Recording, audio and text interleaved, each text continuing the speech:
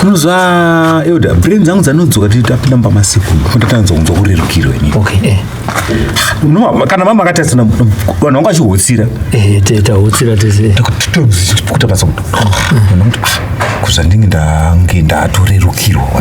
Handisina mutoro mapedza. Kutonga ndakaberekwa kusana bereka vanhu. Ungotaura kuti pana vanhu 30 vanonga vachikutera. Mwara nesimba. Handiti? Mwara nesimba zvesho. Kuburidza naSekuru Nyamasvisva.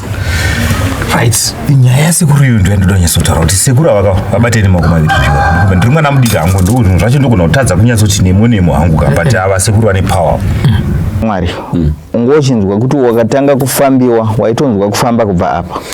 Kunosvika kunoti pana apa wotogarwa. Ndaitotadza kutodya. Waitotraya kuda kusvipa chinhu chacho asi uchitadza kuita sei?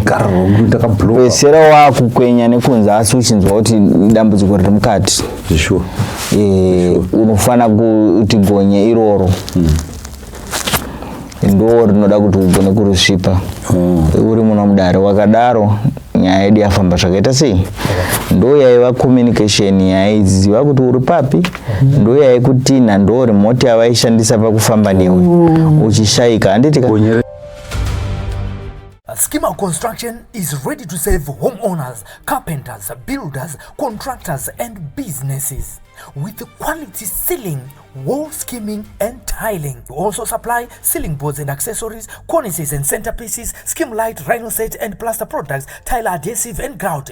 We also provide professional ceiling design and construction services for residential and commercial properties, from stylish modern ceiling concept to expert installation and finishing. Whether you are building from scratch, renovating or upgrading your ceiling, Schema Construction is your trusted partner for quality materials, reliable workmanship and impressive results. Contact us for quotations, prices and bookings on the numbers on your screen, or visit us along Gweru Road opposite Metro Pitch behind Housestead Brothers in Gweru.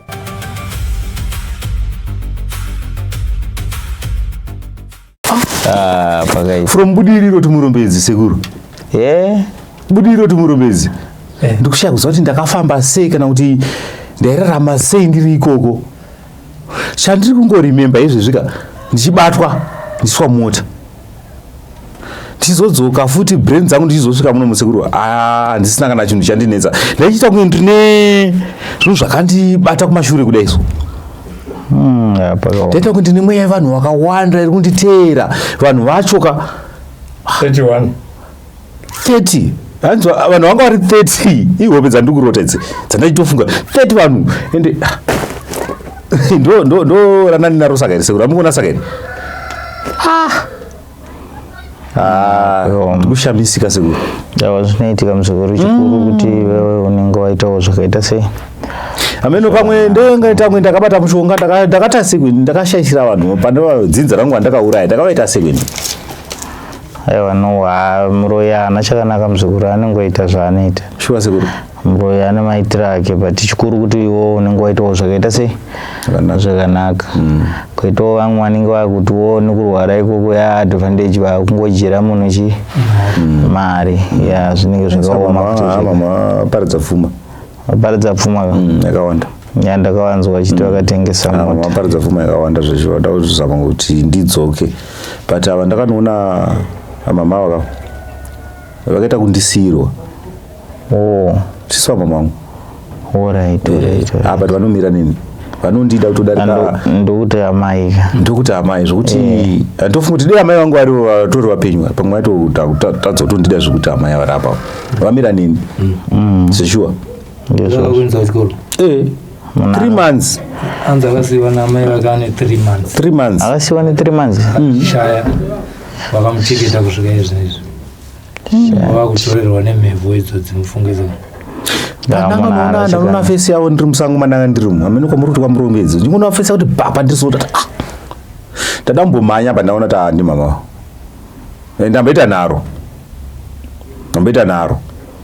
Zveshuwa. Mabatsira Sekuru Mukoma. Pandakuzoona kuti amai vauya ndabva ndadzikama.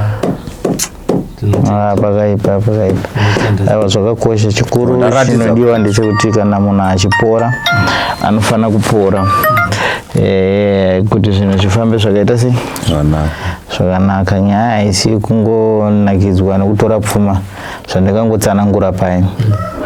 Munhu anofana kuitawo zvakanaka. Dambudziko anosiyana, havasi vese vanhu vari kurwarirwa vane mari. Plus munhu akakuinga hazvirevo kuti urwere advantage. Kutambura ndokutambura kwatoita. Saka isusu takasabatsirana ndinowedzera kuuraya munhu. Bosi wakajira munhu mari ane munhu ari kupenga haana kumuwana, akashayika, haana kupora. Kureva kuti wawedzera kuuraya vamwe vapenyu vari ipapo. Ndizvozvo. Kana kuti unowedzera kuti nokuti zvakangofanana vanhu vanenge vaine maBP muzukuru. Vanoparara. Sama mangu wanoparadza BP. Wanomapiritsa BP. Unovaparadza because vanenge vari kufunga pfuma. Ofunga munhu wacho ari kuita sei? Ari kutambura. Ini ndongoti kuvanhu vanobatsira dai vagona kutaura chokwadi. Basa redu iri muzukuru harina basa. Period ndakaudza muzukuru kuti basa rako ndokurapa mwedzi. Akagumbuka nazvo zviri nani kuti ndimusiye. Nekuti ndiye chimuudza zvinoita kuti apore. Asi akawirirana nazvo tobatsirana aita zvakaita sei? Zvakanaka handiti? Handifani kumunyepera kana kuti ndiise pressure yekuti ndakamuudza mazuva obho anoti aiwa no handichaburitsa mari bosi mazuva areba. Kureba kwemazuva hakuna basa but dambudziko richiita sei? Richipera. Pane pokuda kuti unoda kuti zvimhanye zvoramba. Saka ndiye chingoti kune vamwe vari kubatsira. Ndozvinzwisa kuti n'anga dzine mushonga ende dzinousiya. But pamwe pacho chinoita kuti vawanze mashortcut enyaya dzemari. Vanenge vachida kutora pfuma. Handiti zvagara kun'anga kwasiyana nekumuprofita. Kun'anga kunobhadharwa zvinozikanwa. Iro dare ramatopinda rine mutemo yarinene. Handiti yekuti hauripinde usinawo mari yawabvisa yekusuma nekuti ndo inoita kuti uzotaurawo newaunenge wainga mupe muno kukumbira kubatanidza madzisawira chete. Zviro nyaya ingoripo pai panonzi mari yedare pai kuti tigone kukurukura. Asi hazviroti kana usina mari yedare uchabatsirwa. Aiwa no. Iwo ari pasi wandoona kuti muzukuru ari kutambura. Muzukuru ari kutambura. Saka chimiro chiripo ndechekuti chasara apa nawo yenyu yatambirwa mudare. Munhu weda aita zvakanaka. Asi ndiri kuona kuti pamazuva esanga uchirwara shamwari. Ungochinzwa kuti wakatanga kufambiwa, waitonzwa kufamba kubva apa kunosvika kunoti pana apa watogarwa. Waitotraya kuda kusvipa chinhu chacho asi uchitadza kuita sei? Pesera wakukwenya nekunze asi uchinzwa kuti dambudziko riri mukati. Unofana kuti gonye iroro. Ndo rinoda kuti ugone kurisvipa. Uri munhu mudare wakadaro nyaya yedu yafamba zvakaita sei? Ndo yaiva communication yaiziva kuti uri papi. Ndo yaikutina ndo remote yavaishandisa pakufamba newe uchishayika. Handiti ukasvika pane dzimwe n'anga dzakatadza kukorekta zvakanaka dzinchita watomuwana mangwana shuwa vaigona kukuwana asi vanga vasingatanga vatarisa kuti paiuraya nyaya ndepapi. Vaimhanya pekuti vanokuona but paiuraya nyaya ndepekuti haugone kuoneka iwe uine chinhu chiri kunopa update. Vabereki vako vakapuwa mushonga usati waushandisa. Foni inenge yatosvika kare kupi? Kuti vafamba vapuwa chakati. Handiti zvokuti dzimwe n'anga dzamuri kushora vamwe ana gogo kwakaendwa nemukurumbira vamuri kushora neimwe nguva zvavo ina handingavashore. Asi nechiti panenge vakangokanganisa pakuti havana kuronda dare nekubva vakaita mashortcut. Nekuti dare rinorondwa kuti uzive kuti zvinhu zviri kufamba sei. Handiti unotora nguva yekupinda mudare wonzwisisa kuti zviri kunzi chii. Anorapa akakuudza kuti ndinorapa nemaseconds zvokuti dambudziko rako ratora nguva yakareba sei. No. Asi kuti pandapinda munotora nguva. That's why muchiona kuti muzukuru Sly vanhu vecancer vamunoona vachipa matestimony nene. Pane vanotuya pano ichitonzi cancer yasvika kokupedzesa. Asi tomutaura kuti 3 days ichinzi iri kokupedzesa. Rechifodzokera kuna chiremba wako. Anodzoka achitaura kuti ndanzi ya clear. Kureva kuti kurapwa. Unofana kushandisa zvinhu zvawaudzwa nguva ipi? Nokuti ndezvechivanhu. Kuratidza kuti ini chikwadi ndakanyatsoona kuti ndabva ikoko zvechokwadi ndakaenda kumusha hama dzakandiunganira kuti nemi zvafamba sei ndakati aiwa kwandakakutaurirai kuti mishonga yese iri muno ndawana kwasekuru Nyamasvisva. Asi iko zvinezvi right doctor ari kuti chibereko hatichabvisa nokuti chibereko hachachena. Dambudziko rachaita rokubuda mvura rokudini yainhuwa ichokwadi ranga riri jeri rokuti ndaitogara ndiine pedi kuita sekunge zvakasinamira zvakanaka. Saka ndinotenda vasekuru, ndinotenda sekuru Nyamasvisva, ndinovatenda upenyu uno. Kurapwa kunonetsa nekuti wangupenga wewe urema wakapengeswa naMwari urema urapiki. Wewe ichi urema urapiki. Zvakafanana nekuti waita dambudziko rekudamburwa mazvigunu negrinder augona kuuya kuna sekuru kuti ndiise zvigunu urema ndo urema wacho handiti. Asi waifamba paitawo muvenga arwadzwa nekufamba kwako atigara pasi wakapinda muno mukaonotsumudzwa nekuti urema hausiwani waMwari. Nekuti musaone tichiita zvechivanhu izvi tinototaurawo musika vanhu ndiye anoita kuti zvinhu zvifambe zvakaita sei. N'anga ndiye musika vanhu, iwo anahera musanga maprofita ndiye musika vanhu. Saka tese tinokumbira kumunhu wani, tese tinokumbira kumunhu chi kumunhu wani. Tese tingapenge munoona vanotuka vanodipa maTikTok nei, asi president wedu mumwe chete muno muZimbabwe ndo baba vedu atinawo handiti. Ndo zvakangofanana nenyaya dzamunoona kuti mapostori anenge aiti mweya yakaipa nene. Asi Mwari ndiye anoita kuti titoziva kuti munhu ainge ndiye musika vanhu ndiye akasika inini. Icho chacho chinozobuda pano chakasikwa naiye chakazoparara chakatanga acho kudzoka chamudzimu kuda kuti zvinhu zvinotozivikanwa kuti chivanhu chiri chivanhu chiriko. Asi ungoti mitemo yedu yemuno tine vanhu vasinganyarare vanotuka. Unotonzwa munhu anenge achingotuka munoziziva kuti Zimbabwe yatorarama ine vamwe vanhu vanowanira data kutuka asina dambudziko. Kune mumwe munhu asina dambudziko kuti kana akariita agona kuzvibatsira ega chake chete anogona kuita sei kutuka. Ndozvakangofanana munoona munhu anenge achingotuka everyday achituka president but ndo baba vedu pasocial media anotenga data rekutuka president asi ndo baba vatinawo ndiye tungamiriri wani. Iwo baba takavati ngavafambe vachitipindira munda vachitisakurira vachitipa mafertilizer vachitikohera vangazvigone nekuwanda kukaita nyika ino takawanda kavana vavo tese tiri vana vavo avazvigone. Unonzwa munhu achitukirira asi haana paari kushanda zvese wakapiwa nzishandisa asi uritoda kuti iye mukuru ndiye atoya kushandisa futi. Saka ndo pakaipira vanhu vedu muno muZimbabwe ndo zvakafanana nechivanhu ichi vanochituka daily. Anongoti akawana data rake redhora akutotuka makomenzi ake anoisa akadhakwa haana dambudziko. Asi akaita dambudziko vanouya futi pavanouya havazotaura kuti taenda kupi kuye ndo zvinoitika pavanhu. Saka zvakakosha zvikuru kuti uchida kubatsirwa ingova neajenda yekubatsirwa nokuti wakauya kuna sekuru ina hasha kuti aiwa ndikadai zvangu zvakaramba ndoda kuvarova ndoda kudii. Ana sekuru vari kumazuva ano vari kuzivikanwa munyika umu kuti vanogona basa. Unosvika pamba pasekuru ine dzungu wosvika sekuru vachichengetwa nenyaya kuti vanenge vachizivikanwa kuti basa vanoita sei vanogona handiti. Plus usavewo ine nguva dzako dzokuti dai zvangu zvatoita nhasi. Kune vari kutoitirwa vachifunga kuti zvichaita gore rinouya zvoita musiwo kusiyana kwezvinhu ndizvozvo.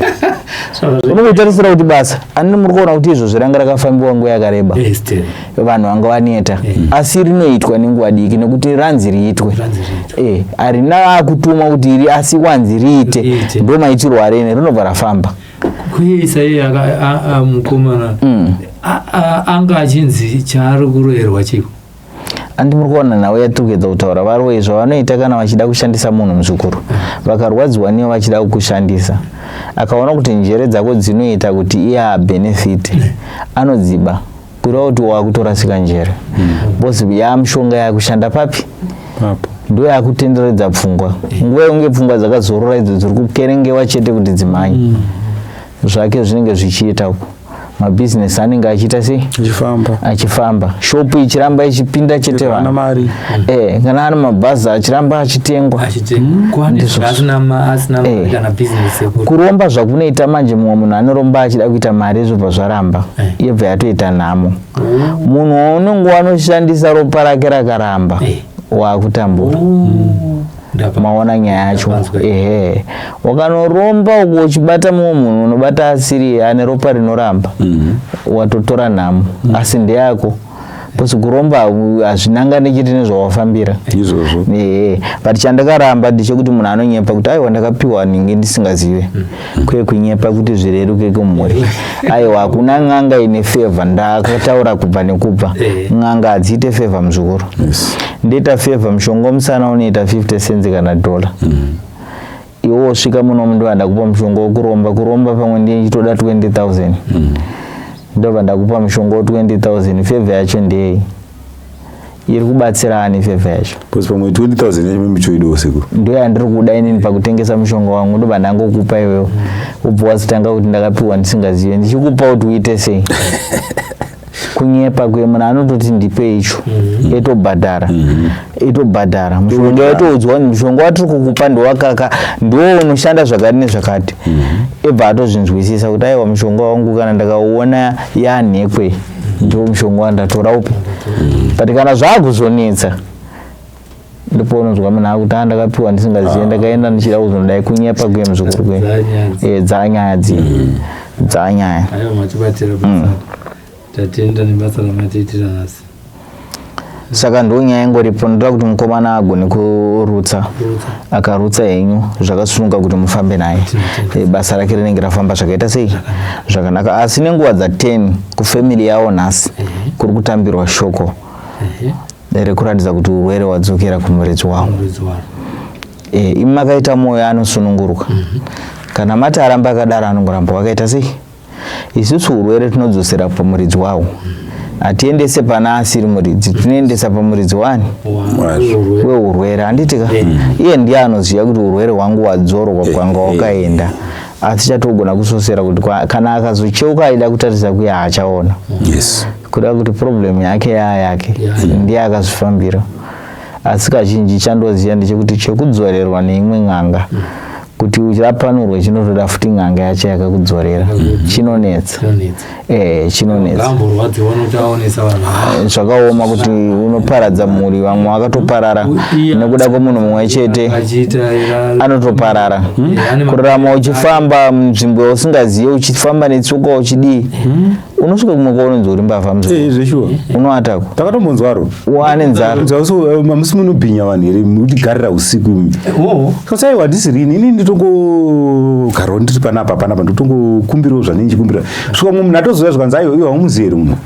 Munhu anenge ari panapa achibhega achiita sese achikumbira chikafu achikumbirawo chekunwa zvokunzi inini ndakuto but problem yanga yakutouya because vanhu vanga wakabva kupi. Apa pfungwa dzokuti ndakabva kundiyadziziya ndikutaura zvekumagunje munhu anenge akanganwa kwakasinjera adzishashana mastatement ehobho yekuti vanhu vaitondishayira pangu chaipo chaipo.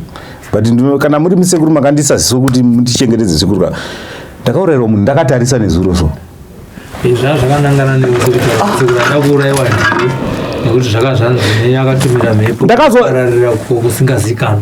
Ndakazobviswa ipapo neuyo andachiti musikana mukaradhi wananjiri ndakati uri kutarisa chikibva ipapo iwe uri kude chipapo ndinobviswa pepe vanhu vai vakatoziva futi zivo ndivangoda kuona stirikeyo maziso akari kuona ka aiwa sekuru vakakuchengetedza vakakubata nezuro vakakudzivirira ndo dzese aiwa hazvina kuipa musokuru chakakosha kuti tirarame zvakanaka. Usiku hanezuro ndo pazvakaitika zvinhu zvandikutaura izvi ichokwadi. Aiwa kana nezobva tapinda mudare tasikuzvinzwa kuti kwamabva kwakadeuka ropa pamwe ndinde tofanira kuti urayiwa ipapo.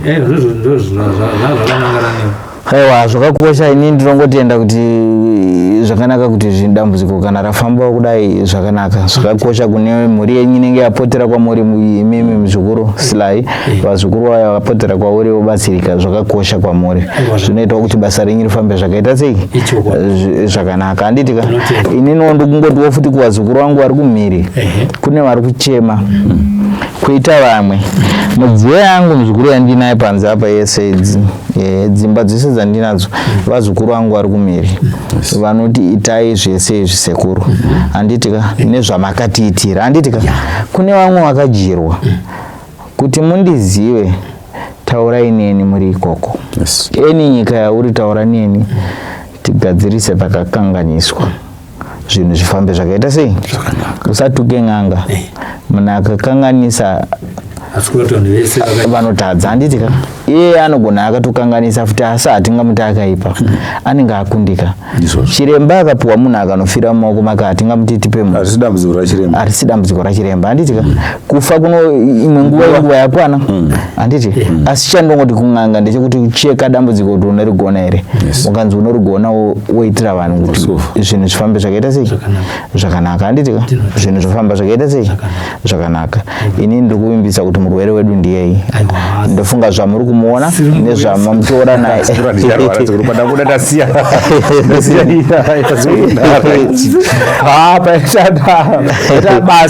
ndinoimba kuti ndogadzira mota zvese hapana kana makwanda mumavhigo zvese haiwa suspension engine overall malights chaauto electrician hapana chamunondiudza ngotorerwa njere dzakadaro dzoshandiswa musango dzonzi dzitambure hazvina kuipa no hazvina kuipa muzukuru ndokurudzira kuti iwo chero vatambi vazukuru vane matambudziko hazvina dambudziko vanombotesta handitika izvinhu zvofamba zvakaita sei zvakanaka hapana kushata hapana kushata hapana kushata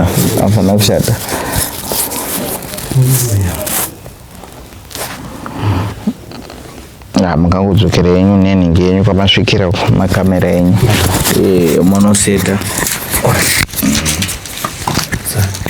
iwewe ngezamaoko ava chinoseta makamera kuenda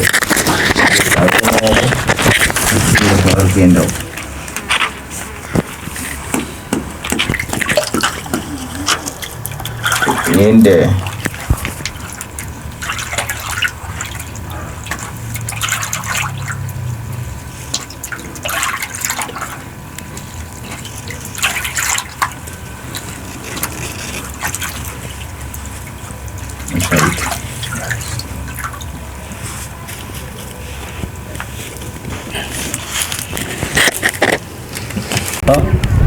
Sì.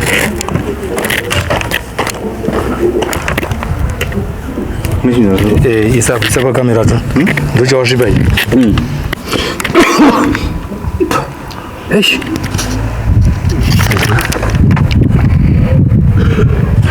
Achona.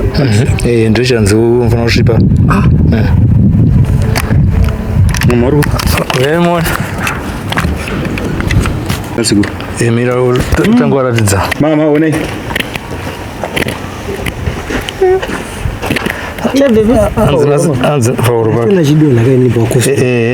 Hanzi naSekuru angogeza hanzigeza maoko kuti urutse chaunenge wangonza kuda kusvipa svipa izvo saka hanzi chibudai pasi asi chinhu chafada kutondiuraya chinhu chafana kuramba chirapa chovhara mweya ngandichiwe naSekuru ngadzokere na instant sezvikuita haana kunoiswa mvura angonzi geza maoko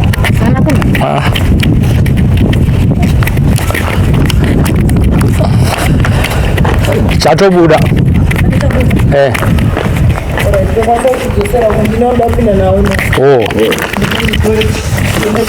alright mireva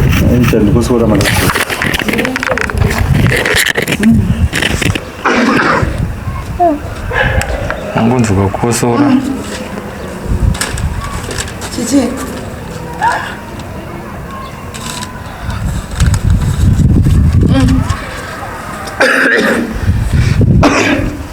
kakosora ngatwa right sasa mukoma ndati ndikatanga kukosora ka ndaita kunge ndiri pane chikarwa chisingadi kubva ndochachitorwa naSekuru ichocho kuti chikarara ka ndaita kunge ndine flu ndokuti amaflu ariko mazuva but apa ndaingonzoti nditi achibve ndondotombomuka mubhedha wangu chaiwo ndakatomboita upside down kurara ndakarereka mubhedha kuti pamwe ndikakwanisa kukosora ka zvingoita throughout zvibude mandiri but zvakaramba zvese izvozvo apa ndichaibuda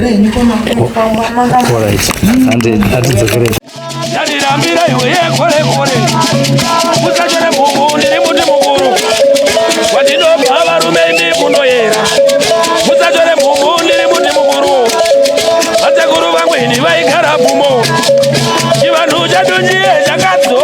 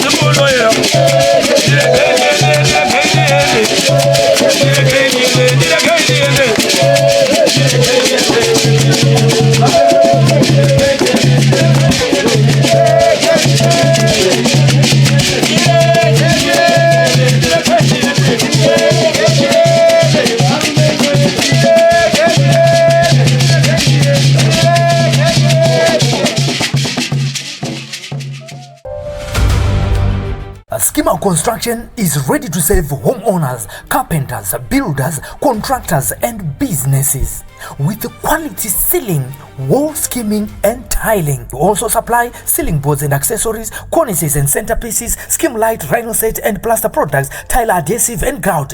We also provide professional ceiling design and construction services for residential and commercial properties, from stylish modern ceiling concept to expert installation and finishing. Whether you are building from scratch, renovating, or upgrading your ceiling, Schema Construction is your trusted partner for quality materials, reliable workmanship, and impressive results. Contact us for quotations, prices, and bookings on the numbers on your screen, or visit us along Gweru Road, opposite Metro Pitch, behind Housestead Brothers in Gweru.